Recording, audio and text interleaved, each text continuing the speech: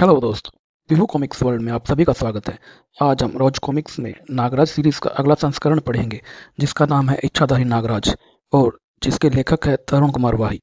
मुंबई के जुर्म के शहंशाह शंकर शहंशाह से मणि हासिल कर नागराज मणिद्वीप पर पहुंच गया। पुजारी, तुम कौन हो युवक, और विस्प्रिय कहाँ है? मेरा नाम नागराज है। यह आपकी अमानत मेरे पास है और मुझे अफसोस है कि विस्प्रिय अब इस दुनिया में नहीं रहा। नागराज के यह शब्द सुनकर विस्प्रिय की बहन एकदम बेहिसूद सी हो जाती है। और दूसरे दिन, नागराज, हम चाहते हैं कि तुम स्वयं अपने हाथों से इस मणि को देवी के मस्तिष्क पर स्थापित करो। नागराज ने उनका अनुरोध मान लिया और पवित्र अजगरी गुफा देवी की जय जयकार से गूंजी। नाग देवी की जय हो। नागराज देवी की पूजा अर्चना के पश्चात जब मैं कहूँ तो मणि नाग देवी के मस्तिष्क पर स्थापित कर देना। पुजारी बाबा ने पूजा आरंभ कर दी। नागराज जी की सहायता से देवी के मस्तिष्क तक पहुंच चुका था। जैसे ही नागराज ने देवी के मस्तिष्क पर मणि स्थापित की, पवित्र गुफा घंटियों के मधुर शब्द से गूंजती। Ton ton ton. फिर जैसे ही नागराज मणि स्थापित कर नीचे उतरा, देवी के हाथ में थमी माला उसके गले में आ पड़ी। "उफ, माला! नागराज, हमारी देवी का आशीर्वाद तुम्हें मिल गया है। हम चाहते हैं कि अब तुम यहीं रहो। हाँ, इस द्वीप की बागडोर मैं तुम्हें सौंपता हूँ नागराज। आज से तुम यहाँ के राजा हो।" नागराज देवी के आगे नतमस्तक हुआ और कुछ सोचने लगा। "हे देवी, अगर आप वास्तव में मुझ पर प्रसन्न हैं तो मुझे आशीर्वाद दें कि इंसाफ के लिए लड़ते समय मेरे कदम कभी भी न डगमगाएं।" इधर मणि स्थापना समारोह चल रहा था और उधर इच्छाधारी नागों के द्वीप पर मंडराता एक हेलीकॉप्टर, जिसे एक नागमानव देख चुका था। पाठक जानते हैं कि इस द्वीप पर केवल इच्छाधारी नाग ही रहते हैं। नागमानव की सर्पीली निगाहें निरंतर उस हेलीकॉप्टर का पीछा कर रही थी। नागमानव के देखते देखते हेलीकॉप्टर जंगल की धरती की ओर बढ़ा और एक विस्फोट के साथ वह क्रैश हो गया। नागमानव भाग पड़ा। "नागराज, नागराज, नागराज, यह सुनता है। यह धमाका कैसा हुआ, देखना होगा। आओ मेरे साथ।" नागराज पुजारी बाबा और सर्पी के साथ मंदिर की पवित्र गुफा से बाहर निकला ही था कि वह नागमानव वहां आ जाता है। "नागराज, नागराज, क्या हुआ सुलखंड? यह धमाका कैसा था?"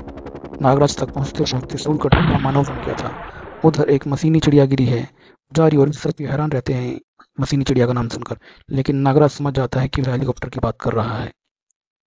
अगर उनमें से कोई बचा होगा तो प्रहरी नाग मानव उसे देखते ही डस लेंगे। "चलो मेरे साथ।" उड़ती चिड़िया में आग लगी थी। उधर द्वीप के प्रहरियों ने हेलीकॉप्टर को घेर लिया था। हेलीकॉप्टर में दो बंदे सफर कर रहे थे और दोनों क्रैश के बाद हेलीकॉप्टर में दब गए थे। एक नाग हेलीकॉप्टर सवार के गले से लिपट गया, लेकिन तभी नागराज, "ठहरो, रुक जाओ नागराज। ओह, तुम मुझे जानते हो?" नागराज ने वह उसे हेलीकॉप्टर से बाहर निकाला। उसकी टांगें कुचली जा चुकी थी, बुरी तरह घायल। वह आश्चर्य से बोला, "नागराज, तुमसे इस तरह अचानक मुलाकात हुई, सच्चा भी ना था। मैं तो नागमणि द्वार तैयार दूसरे नागराज की नीलामी में जा रहा था।" "नागमणि, दूसरा नागराज? यह क्या कह रहे हो तुम?" नागमणि के बारे में जानने के लिए पढ़े नागराज का प्रथम कॉमिक्स नागराज। पश्चिमी जर्मनी के कुख्यात अपराधी हुड का प्रतिनिधि लीवर हूँ मैं। हमें प्रोफेसर नागमणि ने गोवा में आमंत्रित किया है। वह एक बार फिर एक हथियार के रूप में दूसरे नागराज की नीलामी करना चाहता है। हम दूसरे नागराज का सार्वजनिक प्रदर्शन भी देख चुके हैं और इस बार उसने अपने हथियार का नाम नागदंत रखा है। नागराज और नीलामी में भाग लेने वाले कुख्यात अपराधियों के सामने उसका विश्वव्यापी प्रदर्शन करके वह नागराज यानी तुम्हें भी कुख्यात बना चुका है। आज नागराज का नाम आतंक का पर्याप्त बन चुका है, क्योंकि नागराज द्वारा, यह कहें कि नागदत्त द्वारा सिक्स टैंक में डकैती डाली गई, एक प्लेन हाईजैक किया गया और उसके द्वारा बेशुमार हत्याएं भी की गई। ये सभी लोग नागराज के दुश्मन बन चुके थे, जो कल तक उसे देवता की तरह पूजते थे। "नागराज को मार डालो, नागराज हत्यारा है, नागराज हत्यारा है।" वह नागराज जो बच्चों में सर्वाधिक लोकप्रिय हो चुका था, उसका पुतला जलाने के लिए बच्चों के एक क्लब ने भी एक सभा बुलाई। बुराई के प्रतीक नागराज के पुतले को रावण के पुतले की तरह कल भरी सभा में जलाया जाएगा। पूरी कहानी विस्तार से जानने के लिए पढ़िए नागराज का पिछला भाग, नागराज का दुश्मन। नागराज दांत पीछे सब सुन रहा था। हम भी नागमणि के निमंत्रण पर नीलामी में भाग लेने गोवा जा रहे थे कि यह दुर्घटना घट गई। उफ, लगता है मैं नहीं बचूंगा। मुझे उस जगह का पता बता दो लीवर, जहाँ नागमणि। ओह, लेकिन नागराज की बात सुनने के लिए लीवर जीवित नहीं बचा था। ओह, इसका मतलब प्रोफेसर नागमणि एक और नागराज का निर्माण कर चुका है, जिसका इस्तेमाल वह एक बार फिर एक हथियार के रूप में करना चाहता है। नागराज को उस व्यक्ति की तलाशी के दौरान कुछ भी नहीं मिला और तब, पुजारी बाबा, आप सब कुछ सुन चुके हैं। इस समय मेरा भारत जाना बहुत आवश्यक है, लेकिन नागराज, तुम हमारे राजा घोषित किए जा चुके हो। तुम्हारे बाद द्वीप की बागडोर कौन संभालेगा? नागकुमारी विसर्पी और विसर्पी तुम्हारा मार्गदर्शन करेंगे पुजारी बाबा। और एक बार फिर आरंभ हो गया नागराज का सफर। नागराज अपने हेलीकॉप्टर में बैठकर भारत की रोड पर चला। मुझे इस नए नागराज को हथियार बनने से रोकना होगा। और फिर गोवा में इंटरनेशनल चाइल्ड क्लब के ऊपर से गुजरते हुए, उफ, अरे यह क्या, मेरा पुतला! ठीक उसी क्षण नागराज बेहताशा चौंक पड़ा। अरे यह तो हूबहू मुझसे मिलता जुलता है। निसंदेह यही है नागमणि द्वारा बनाया गया नागराज नंबर 2 यानी नागदंत। लेकिन ये यहाँ क्या करने आया है? उसी क्षण नीचे नागदंत ने तबाही मचानी आरंभ कर दी। उसने उन बच्चों पर हमला कर दिया। उफ! मेरे रूप में नागदंत बच्चों में आतंक फैला रहा है। उसे रुकना होगा, अन्यथा वह तबाही मचा देगा। और अब नागराज नागदंत के सामने था। ओह नागराज, तुम आ ही गए। मुझे तुम्हारा ही इंतजार था। अब मरने के लिए तैयार हो जाओ। मैंने तुम्हें खत्म करने की कसम खाई है। हत्यारे, तूने नागराज के वेश में जो कुछ किया है उसकी सजा तुझे अवश्य मिलेगी। नागराज ने अपनी सर्व शक्तियां नागदंत पर छोड़ी। नागदंत ने भी सर्व शक्तियों का इस्तेमाल किया। यह शक्तियां केवल तुझी नहीं नागराज, मैं भी इस्तेमाल करता हूँ। दोनों की सर्व शक्तियां आपस में ही गुथ गई। सर्व शक्तियों से इसे बस में नहीं किया जा सकता। इस पर जहरीली पुकार का इस्तेमाल करके देखता हूँ। नागराज ने जहरीली पुकार छोड़ी। नागदंत, ओ जहरीली पुकार! नागदंत ने भी जहरीली पुकार से उसे बीच में ही काट डाला। दोनों की पुकारों के टकराते ही आग की भीषण चिंगारियां सी उठी और राख रह गया केवल धुआं। इससे शारीरिक शक्तियों से ही निपट सकता हूँ शायद। दूसरे ही क्षण नागराज की एक जबरदस्त किक नागदंत की खोपड़ी पर पड़ी। धड़ाक! नागराज वहां में जंप लगाकर उसके कंधों पर जा खड़ा हुआ। लेकिन तुरंत ही नागदंत ने एक जबरदस्त ठोकर नागराज के मस्तिष्क पर जड़ दी। नागदंत ने पलक झपकने से पूर्व ही दूसरी तलवार निकाल ली। ओह! इससे बचना मुश्किल है। मेरी समस्त शक्तियां क्षीण पड़ती जा रही हैं। अब मैं तुझे नहीं छोड़ूंगा नागराज। इसकी गर्दन जड़ से जुदा करनी होगी। और अब नागराज के पास इसके अलावा कोई चारा न था। नागराज ने वहां पड़ी तलवार को उठा लिया। नागदंत, आज तूने मुझे शस्त्र उठाने पर मजबूर कर दिया है। दोनों की तलवारें बिजली की सी गर्जना के साथ टकराई। नागदंत ने फुर्ती के साथ पैतरा बदलकर वार किया। नागराज ने वार अपनी तलवार पर लिया। नागदंत विद्युत की तेजी के साथ नागराज पर पुनः झपटा। नागराज के पास उसके हर वार का जवाब था। नागदंत की तलवार का वार नागराज के सिर के ऊपर से निकल गया। उसके बाद दोनों में भीषण जंग छिड़ गई।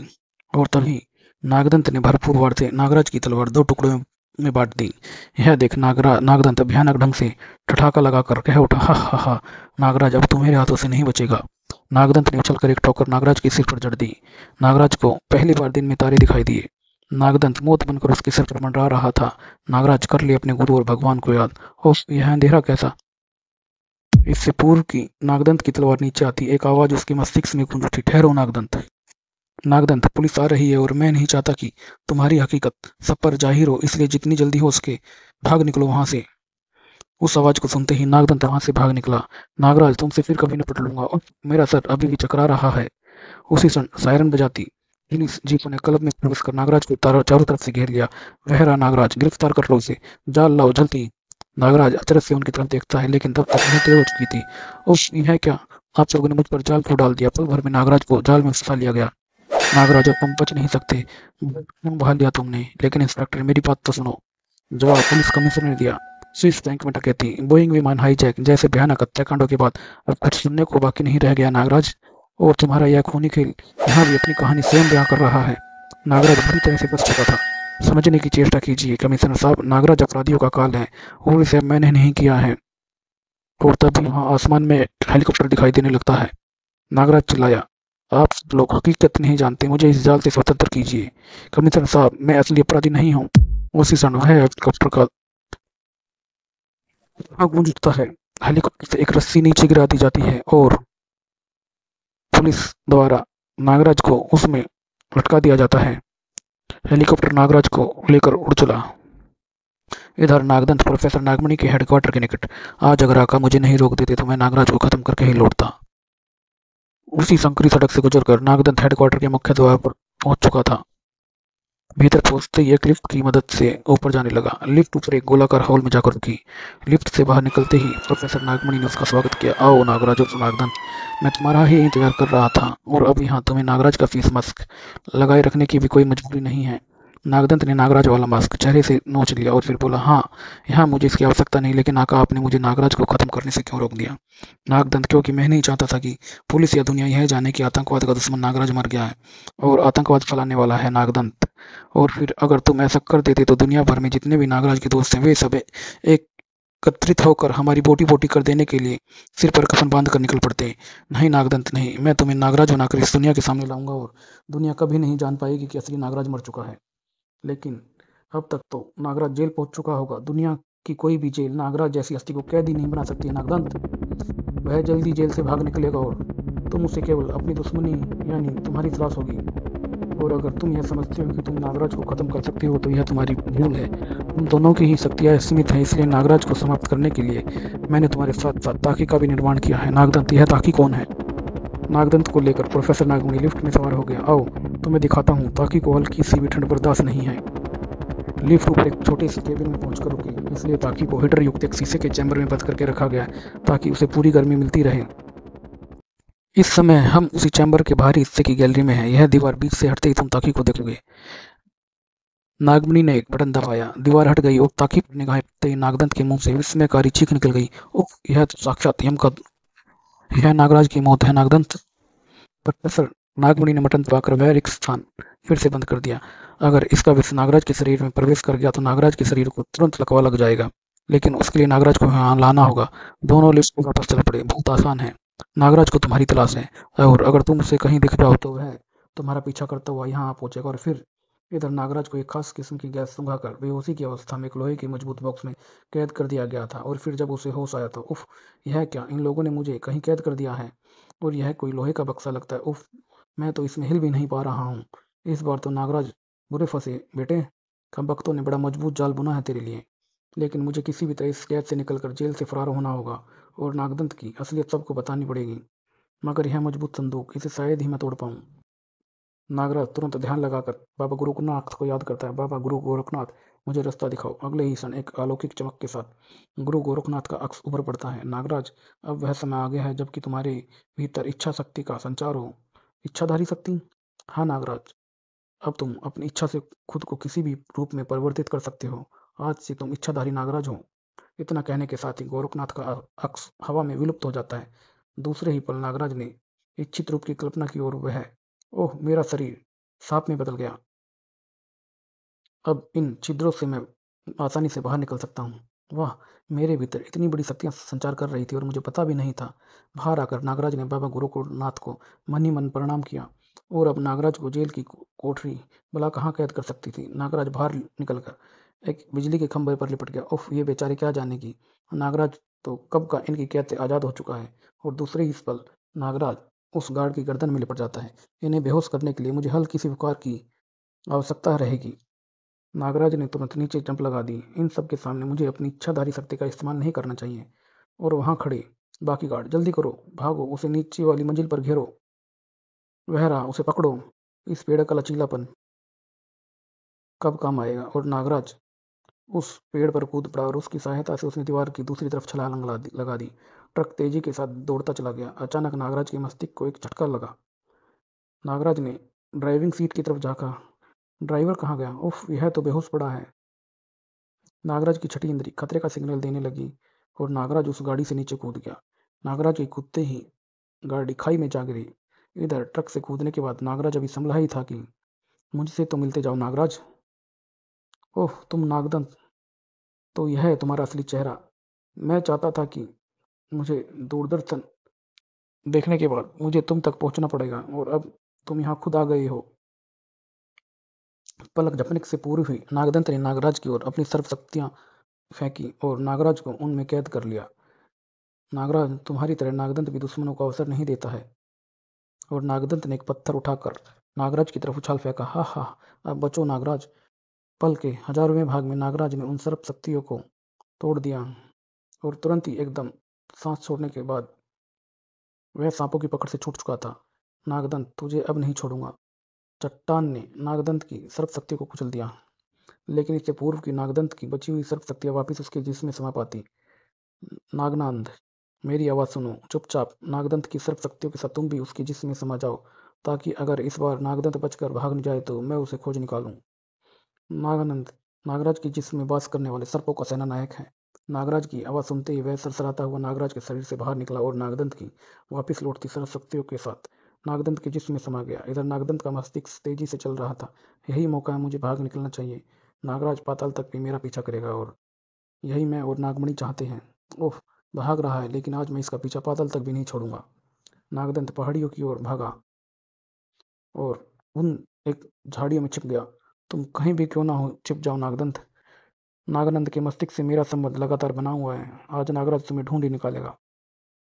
नागनंद, प्रोफेसर नागमणि के हेडक्वार्टर पर पहुंच चुका था। मैंने अपना काम निपटा दिया है आका। मालूम नहीं नागराज मेरा पीछा कर पाएगा या नहीं। नागमणि ने तुरंत एक अन्य टीवी स्क्रीन रोशन कर दी। वह देखो, नागराज हेडक्वार्टर तक पहुंच गया है। मैंने मुख्य द्वार खोल दिया है। अब लिफ्ट उसे लेकर सीधा काले शीशों के चैम्बर में छोड़ेगी, जहां ताकि उसका स्वागत करने के लिए तैयार है। तो यहाँ बनाया है नागमणि ने अपना नया हेडक्वार्टर। नागराज लिफ्ट में सवार हो गया। नागानंद की स्थिति बता रही है कि नागदंत 200 फीट की परिधि में है। नागराज ने बीच में लिफ्ट रोकने की चेष्टा की, मगर वह नहीं रुकी। लिफ्ट क्यों नहीं रुक रही है? कहीं कुछ गड़बड़ तो नहीं है? फिर लिफ्ट रुकी। मुझे सावधानी से बाहर निकलना होगा, और बाहर निकलते ही नागराज उछल पड़ा। तब तक लिफ्ट वापस जा चुकी थी। नागराज के संभलने से पूर्व ताकि ने भयानक ढंग से पुकारते हुए नागराज को अपने तो सिकंजे में यह कस है लिया। तुम्हारा उफ, असली चेहरा। मैं इसकी चाहता था पुकार कि से तुम्हें मेरा दम घुट पकड़कर रहा है। दूरदर्शन इसके के डंक से सामने ले बचना जाकर होगा। मैं सारी दुनिया को बताऊं ताकि ने कि अपने ये भयानक तुम इस हो। मुझे दांतों को नागराज की ओर बढ़ाया। नागराज ने एक शक्तिशाली घूंसा ताकि के जगबड़े पर जड़ दिया। तुम्हारी टक्कर नागराज से है दैत्य राज। ताकि का दूसरा मुंह नागराज की ओर लपका। उफ, दोहरी मार। ऐसे खेल में ही मजा आता है मुझे। नागराज ने अपने पैर का एक जोरदार प्रहार उसके मुंह पर किया। ताकि के दोनों मुंह एक साथ नागराज की ओर झपटे, लेकिन धरती को अभी नागराज की जरूरत है शैतान। और फर्श पर कलाबाजी खाकर नागराज उसकी पकड़ से छूट गया। ओह, अगर इसने 2 बार पलटियां और लगा ली तो मेरी पसलियों का सूरमा बन जाएगा। ताकि ने अपने मुंह से एक भयंकर विष पुकार छोड़ी। उफ, मेरा दम घुटता जा रहा है। ओह, यहाँ गर्मी भी काफी है। दूसरे ही पल प्रोफेसर नागमणि में नागदंत ने एक बेहद हैरत अंगेज कारनामा देखा। अरे यह क्या? नागराज ने अपना रूप बदल लिया है। इच्छाधारी नागराज। क्या यह इच्छाधारी नागराज है? तुम्हारा पाला इस बार नागराज से नहीं, इच्छाधारी नागराज से पड़ा है प्यारे। और नागराज ने ताकि के दोनों हाथ कंधों से उखाड़ फेंके। तत्पश्चात नागराज ने ताकि को हवा में उठा लिया। तुम्हें हल्की सी भी ठंड बर्दाश्त नहीं होती है ना? नागराज ने ताकि को शीशे की दीवार पर खींच मारा। ताकि का शरीर टावर के नीचे खाई में गिरने लगा। अब तुम्हारा नंबर है नागमणि और नागदंत। तुम्हें तो मैं जीवित अपने द्वीप पर ले जाऊंगा। नागराज टावर की दीवार पर उतर गया और नीचे की ओर बनी गोल केबिन की ओर टंगने लगा। उधर नागमणि है दृश्य देखकर चीख पड़ा।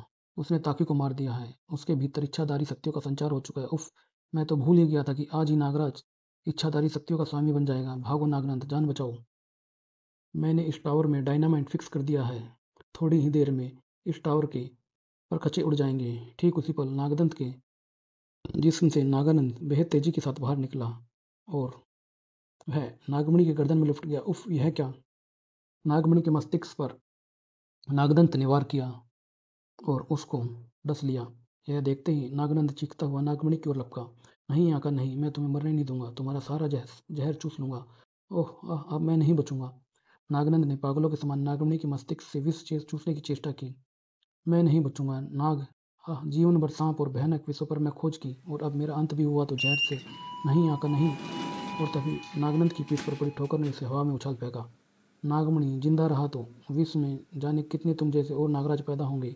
उसका मरना आवश्यक है नागदंत। तुमने मेरे आंखों को मार डाला। हाँ, तुम्हारा दिमाग दुरुस्त करने के लिए। अब मैं तुम्हें अपने द्वीप पर ले जाऊंगा और वहाँ कैद कर दूंगा, जहाँ से तुम चाहो तो स्वेच्छा से निकल नहीं सकते। और नागराज ने उस पर एक जबरदस्त प्रहार किया और वह खिड़की से दूसरी तरफ जा पड़ा। मुझे भी यह टावर तुरंत छोड़ना होगा। नागराज। उफ, नागरस्सी का प्रयोग करूं, अन्यथा नीचे गिरने पर मेरी हड्डी पसलियां नहीं बचेगी। नागनंद नागरस्सियों पर लटक गया। टावर से कूदकर नागराज भी नागरस्सी पर झूल गया और नागनंद का पीछा करने लगा। इसी पल एक भयानक विस्फोट के बाद टावर टुकड़ों में बिखर गया। उफ, बाल बाल बचे। नागनंद ने सर्प रस्सी पर झूलते हुए नागदंत को दबोच लिया। नागदंत, मैंने तुमने मेरा नाम लेकर लोगों में बहुत आतंक फैलाया है। अब तुझे अपने वायदे के अनुसार टीवी स्टेशन लेकर चलूंगा। नागराज नागदंत को साथ लिए नीचे कूद पड़ा। नीचे गिरते ही नागदंत ने भागने की चेष्टा की। अभी मुझे भाग निकलना चाहिए। नागराज ने उसे अपनी सर्प शक्ति में जकड़ लिया। उफ, यह कहा, भागता कहाँ है बेटे नागनंद? फिर नागराज ने उसे उठने नहीं दिया और उस पर जबरदस्त प्रहार कर दिए। नागराज की वह मार इतनी शक्तिशाली थी कि अगर कोई और दूसरा होता तो उसकी गर्दन छाती में घुस जाती, लेकिन नागदंत केवल बेहोश हुआ था। अभी दूरदर्शन का राष्ट्रीय कार्यक्रम समाप्त नहीं हुआ होगा। और फिर मैंने अपना वादा पूरा कर दिया दोस्तों। यही है नागनंद, जिसने नागराज बनकर स्विस बैंक में डकैती डाली और विमान हाईजैक के साथ सैकड़ों लोगों को मार डाला। इसका निर्माणकर्ता नागमणि भी समाप्त हो चुका है और यह मेरे कब्जे में है। मैं इसके विकृत मस्तिष्क को सुधारने की चेष्टा करूंगा और कानून के रफालों से प्रार्थना करूंगा कि इस बार वो दूरदर्शन को घेरने की चेष्टा मत करे, क्योंकि मैं नागनंद को अपने साथ लेकर जाऊंगा। नागराज का मैसेज सुनते ही पब्लिक में हर्ष की लहर दौड़ पड़ी। वाह, आखिर नागराज ने अपने माथे पर लगा कलंक तो ही डाला। मैं तो पहले ही समझ गया था कि नागराज ऐसा नहीं कर सकता। यह जरूर किसी शैतान का काम है। Nagraj, you are the great. बच्चे खुशी से उछल पड़े। Nagraj, you are great, super hero, you are really super hero Nagraj. जहाँ नागराज का पुतला जलाया था वहीं नागराज का एक दिन अभिनंदन भी करेंगे, हुर्रे। और इधर नागराज अपने हेलीकॉप्टर पर उड़ा जा रहा था, नागमणि की मृत्यु की खबर पाकर। कल होने वाली नागदंत की नीलामी में भी अब कोई नहीं आने वाला, इसलिए अब मेरा यहाँ रुकने का कोई लाभ नहीं है। और यह अंक यहीं समाप्त होता है दोस्तों। धन्यवाद आपका।